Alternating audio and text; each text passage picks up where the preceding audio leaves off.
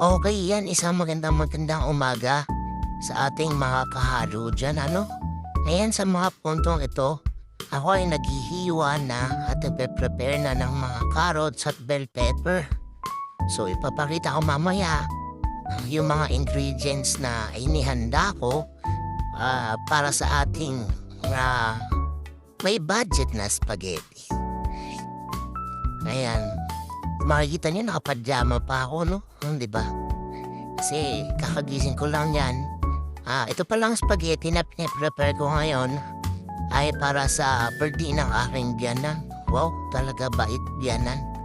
Opo, birthday po ng aking biyanan ngayon kaya po spaghetti ang aking sagot.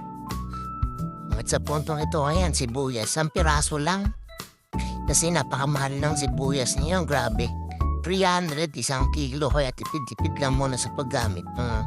Mga ganyang sangkap. Pero kung hindi niya naman maiwasan na gumamit, may budget kayo, sige lang. Ayan, may bawang din ako yung binibili ko yung mga talop na. Ayan, 5 piraso lamang dahil mahal din ang bawang ngayon. Pero medyo mura ngayon ang mga talop na bawang na. May rep naman kami, so nire-rep ko na lang siya. Ayan, pino-pino lang din ang paghiwa. Same ng ating sibuyas para pagluto ng ating sauce ay hindi siya gaano kita lang naman ng mga bata. Dahil karamihan ng kakain ng spaghetti na to ay mga chikiting patrol. Yan. At sa puntong ito, ayan, mahihinayang talaga ako kasi ang mahal-mahal na sibuyas. At pati mga pira-pirasong nahuhulog, pinapulot ko, malinis naman yan, don't worry.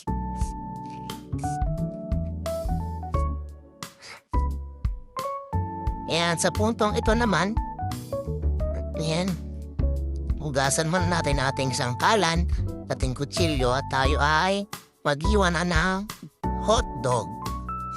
Ayan, TJ baka naman. Ayan, syempre. Ko alam kung saan ko pa ilalagay. Pero magkuk na lang. Balutan naman natin isa-isa.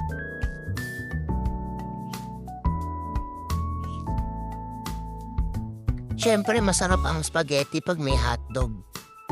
Tama ba ako? Ayan. Balat-balat lang, balat-balat. Siyempre. Saka natin hiwain na manipis na paslan.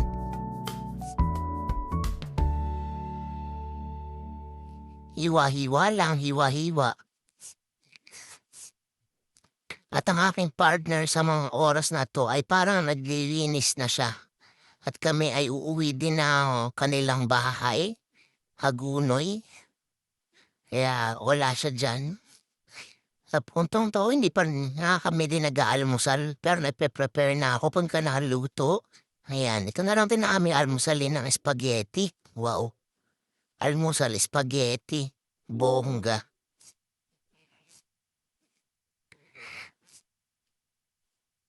Ayan, hugas ulit tayo ng sangkalan at saka ng kutsilyo. Ang atin naman susunod dito ay magigisa na. Ayan, magigisa na tayo, syempre. Ayan, mantika. Canola oil po ang aming gamit. Dahil good for the heart daw.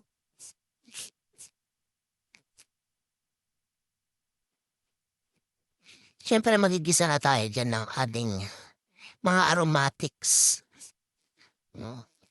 Ano bang ating mga aromatics? Siyempre, yung ating mga bawang at sibuyas. Ayan, gisa-gisa lang, gisa-gisa. Tinignan ko pa dito rin yung gagamitin ko sandok kasi para pili ko ang liit. Kaya kumuha ako ng mas mahaba. Yan, halo-halo, gisa-gisa. Okay, sibuyas na. Hintayin lang ulit natin yan maging translucent kasi masarap pag sangkutsado talaga yung ating bawang sibuyas. Ayan, syempre lalagay din ako ng MSG. Ayan, halo-halo. Yan, umuusok na siya. Siyempre, next natin dyan yung ating ground beef, diba? Kalahating kilong ground beef po yan. Medyo mura lang po ang ground beef na yan sa O-Save ko yan nabili. O alam niyo yun na yun, o ta's taktakan natin ng maraming, pamintang durog, sabay natin sa sangkutya dahil masarap yun. Yan ang aking sikreto kaya malasa yung aking, mga sinasangkutya mapaano man yan, meat or kahit sa isda ginaganyan ko talaga siya kahit sa gulay. Next natin yung hiniwa nating carrots at saka bell pepper, sama natin sa gisa. Haluin lang natin mabuti. Ayan, halo-halo.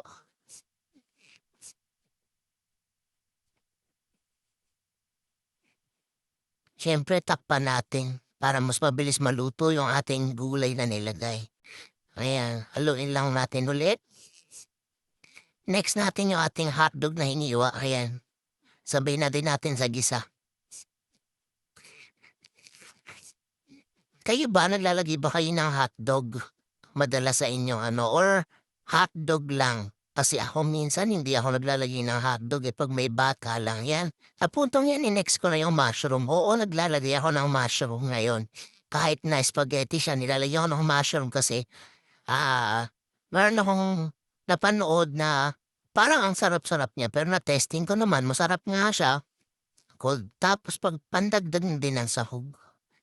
Ayan, halo-halo lang ulit sa punto na 'yan para hindi masyadong manikit sa ilalim at mahinang apoy lang ako diyan. Next natin yung ating mga spaghetti sauce, 'yan. Ang binili ko ay naka-package na siya na may sweet style na may parmesan, 'yan. 2 pack 'yan dahil 750 grams yung binili namin na may kasama ng sauce, 'yun. Halo lang ulit.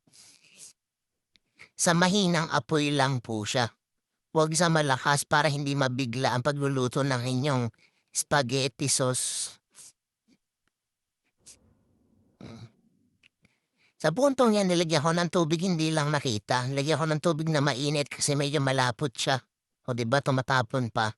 Ayoko na masyadong messy kasi napapagalitan na ako ng aking partner. At ako daw ay makahalat. Kaya ayan, halo lang ng halo kasi medyo naghihiwalay pa yung tubig dun sa sauce. Next natin dyan, syempre yung tomato ketchup. Kami mas nasasarapan kami pag may tomato ketchup yung aming mga nilulutong spaghetti sauce. Pandagdag color na din, syempre. Yan. Halo lang kami na halo ng halo. Naulitin ko, medium fire din yan para hindi tayo hindi siya manikit. Ayan.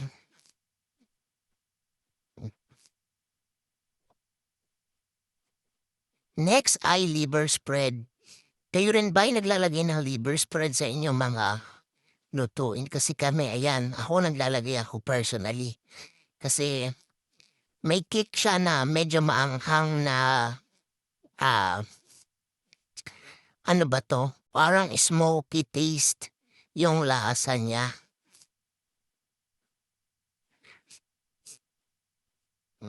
Hindi naman natin ina-achieve yung lasa. Yan, naglagay din ako ng condensed milk sa mga puntong ito na wala ng laman. Pero may isa pa yan na hindi ko na lang napakita yata sa video. So, hindi naman natin ina-achieve dito yung lasa ng sa Jollibee kasi may sariling timpla yan talaga sila. Kami gusto lang namin yung ganyan na may smoky flavor na medyo matamis-tamis na maasim-asim. May konting anghang. Yun ang ina-achieve namin sa spaghetti. And naglagay din ako syempre ng mozzarella, tsaka parmesan. Tira ko lang naman yan na gumawa ako ng bake mac. So hinalo ko na rin dyan. So sayang din, pandagdag lasa din siya. Yan. Halo lang ako ng halo. Chinecheck ko pa dyan kung nalulusaw yung ating cheese kasi nung nakaraan sa hina ng aking oven na hindi natunaw yung mga ilagay ko mozzarella. Yan, halo lang ng halo. sa puntong 'to matatapos na siya at ready na ating spaghetti. So